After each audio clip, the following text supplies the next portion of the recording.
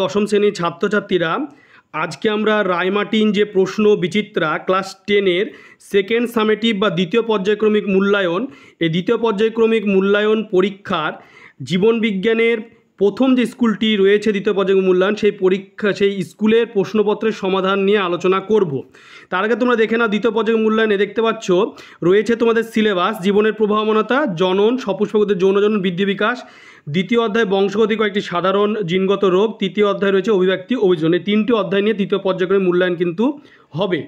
এবারে প্রথম যে স্কুলটি রয়েছে রায়মার্টিন প্রশ্নবিচিত্রায় সেকেন্ড সামেটিভে, সেই স্কুলটির নাম হলো বালুরঘাট গার্লস হাই স্কুল।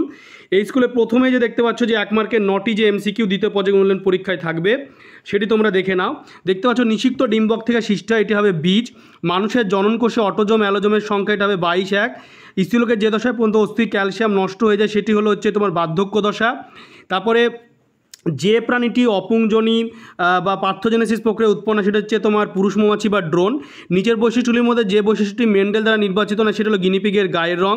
তারপরে 6 থেকে নিচের কোনটি মেন্ডেলের এক সংখ্যক জনন পরীক্ষার F2 জন্য জিনোটাইপিক অনুপাত 1:2:1। তারপরে তোমরা দেখতে পাচ্ছ ল্যামার্ক তত্ত্বের সঙ্গে সম্পর্কিত শব্দগুচ্ছটি সঠিকভাবে নিরূপণ করো। এটি হবে তোমার অর্জিত গুণের বংশানুসরণ। বাদুড়ের ডানা প্রজাপতির ডানা হলে এটা হবে সমবৃত্তীয় অঙ্গ। তারপরে তোমরা দেখতে পাচ্ছ যে প্রদত্ত যেটির উপস্থিতির জন্য পায়রার দৃষ্টিশক্তি খুব প্রখর হয় সেটি হচ্ছে তোমার এটা হলো পেকটিন হবে, এটি হবে উত্তর হবে পেকটিন। এরপরে তোমরা দেখতে পাচ্ছ যে জীবনবিজ্ঞানে যে বিভাগ যে খ, সেখানে তোমার 1 মার্কে 6টি। তো প্রথমে যে ব্যক্তিরা সঠিকভাবে নীলবর্ণ চিনতে পারে না বিভাগ খয়ে, এই বিভাগ খয়ে 2.1-এর উত্তরটি হবে ট্রাইটেনোপিয়া বর্ণান্ধ যারা ব্যক্তি তারা নীলবর্ণ চিনতে পারে না। এরপরে তোমরা দেখতে পাচ্ছ যে বিকাশ জীবের পরিবর্তন সাধন করে। বিকাশ জীবের কী করে? সামগ্রিক বা সার্বিক পরিবর্তন সাধন করে।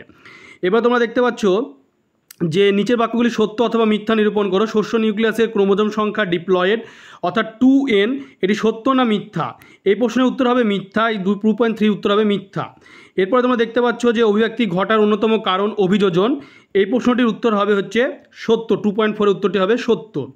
এরপরে তোমরা দেখতে পাচ্ছ যে শস্য, তারপরে হচ্ছে স্তম্ভ মিলাপ। অসম্পূর্ণ প্রকটতা যেটি রয়েছে আমি স্তম্ভটা দেখিয়ে দিচ্ছি তোমাদেরকে। অসম্পূর্ণ প্রকটতা হবে 1:2:1। প্রাকৃতিক নির্বাচনবাদ যেটি রয়েছে এটা হবে চার্লস ডারউইন। আর 2.7 ইওহিপ্পাস যেটি রয়েছে এটা হবে ইওসিন। এরপরে 2.8-এ তোমরা দেখতে পাচ্ছ মানুষের ক্ষেত্রে একটি প্রকরণের উদাহরণ দাও। মানুষের ক্ষেত্রে একটি প্রকরণের উদাহরণ হচ্ছে তোমার মানুষের ক্ষেত্রে একটি প্রকরণের উদাহরণ হলো মুক্ত ও সংযুক্ত কানের লতি। এরপর তোমরা দেখতে পাচ্ছ যে বিসদৃষ্টি শব্দটি বেছে লেখো। বহু বিভাজন, পুনরুৎপাদন, দ্বিবিভাজন এগুলো সবই অযৌন জনন। উদ্গামীটা হলো যৌন জনন। তো এই উত্তর হবে এখানে ডিফারেন্স কোনটা হচ্ছে বিসদৃশ উদ্গামী। এরপরে তোমরা বিভাগ গয়ে যেটি দেখতে পাচ্ছ 2 মার্কের 5টি, সেই 5টি প্রশ্নতে অসম্পূর্ণ প্রকটতা ফলাফল সহ ব্যাখ্যা করো। আমি দেখাচ্ছি, তোমরা দেখে নাও। অসম্পূর্ণ প্রকটতা ফলাফল 1:2:1 হবে যখন একজোড়া বিপরীত। তোমরা আমি আস্তে আস্তে তোমাদের দেখাচ্ছি, তোমরা স্ক্রিনশট মেরে বা স্টপ করেও তোমরা ভিডিওটি দেখতে পেলে তোমাদের সুবিধা হবে। প্রশ্ন উত্তরগুলো তোমরা দেখে নাও, আমি তোমাদেরকে আস্তে আস্তে দেখাচ্ছি, তোমরা দেখতে পাচ্ছ। এবং এটির পরে তোমাদেরকে যে বিভাগ যে ওই যে প্রশ্নটির উত্তরটি যেটি তোমার মানে চেকার বোর্ড বা যেটা রয়েছে চেকার বোর্ডটি তোমরা দেখতে পাচ্ছ, এরকম চেকার বোর্ডটি হবে। তোমরা চেকার বোর্ডটি দেখে নাও, স্ক্রিনশট মেরে বা স্টপ করেও তোমরা এটা দেখতে পারো। এরপরে যে 3.2-তে যেটি রয়েছে ওয়াই ক্রোমোজোম বাহিত দুটি বৈশিষ্ট্যের উদাহরণ দাও। ওয়াই ক্রোমোজোম বাহিত দুটি বৈশিষ্ট্যের যে উদাহরণ সেটি হবে ওয়াই ক্রোমোজোম বাহিত দুটি বৈশিষ্ট্য হচ্ছে একটা হচ্ছে বৈশিষ্ট্য পুরুষের কানের লতিতে চুল। আর ওয়াই অনেক দিক থেকে অনন্য, এটা হচ্ছে সর্বদা হ্যাপ্লয়েড অবস্থায় থাকে, বারবার অনুক্রমে পূর্ণ, কিন্তু এটি লিঙ্গ নির্ধারণ এবং পুরুষ উর্বরতার মতো গুরুত্বপূর্ণ জৈবিক ভূমিকার জন্য দায়ী। এরপরে তোমার রয়েছে যে একজন বর্ণান্ধ রোগের বাহক মহিলা একজন বর্ণান্ধ পুরুষকে বিবাহ করলে তাদের একটা কন্যা সন্তান হলো। এই কন্যা সন্তানটির বর্ণান্ধ হওয়ার সম্ভাবনা কতটা তা বিশ্লেষণ করো। এই প্রশ্নটির উত্তর তোমরা দেখতে পাবে যে স্বাভাবিক দৃষ্টিসম্পন্ন কন্যার জিনোটাইপ XC+, XC+ বা XC+XC হতে পারে।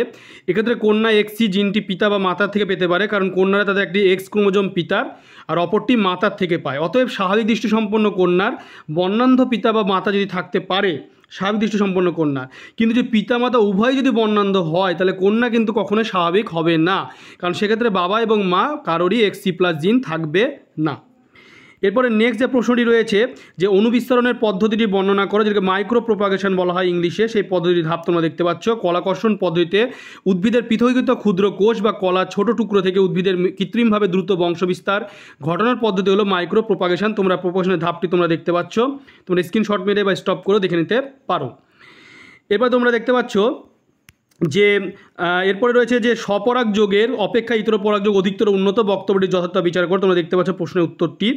তো ইতর পরাগ যোগের মাধ্যমে উৎপন্ন অপত্য উদ্ভিদগুলো অনেক বেশি রোগ প্রতিরোধ ক্ষমতা যুক্ত হয় এবং বিভিন্ন পরিবেশের সাথে খাপ খাইয়ে নিতে পারে, যার ফলে ওই ব্যক্তির পথ সুগম হয়। 2, ইতর পরাগ যোগের মাধ্যমে ভিন্নধর্মী বৈশিষ্ট্যের মিলন ঘটে, ফলে উৎপন্ন অপত্য নতুন বৈশিষ্ট্যযুক্ত হয়, যার ফলস্বরূপ উদ্ভিদ উন্নত বৈশিষ্ট্য সম্পন্ন উচ্চ ফলন সম্পন্ন হয়। এরপরে রয়েছে তোমাদের 3.6-এ হ্যালোফাইট উদ্ভিদের শারীরবৃত্তীয় অভিযোজনগুলি লেখো।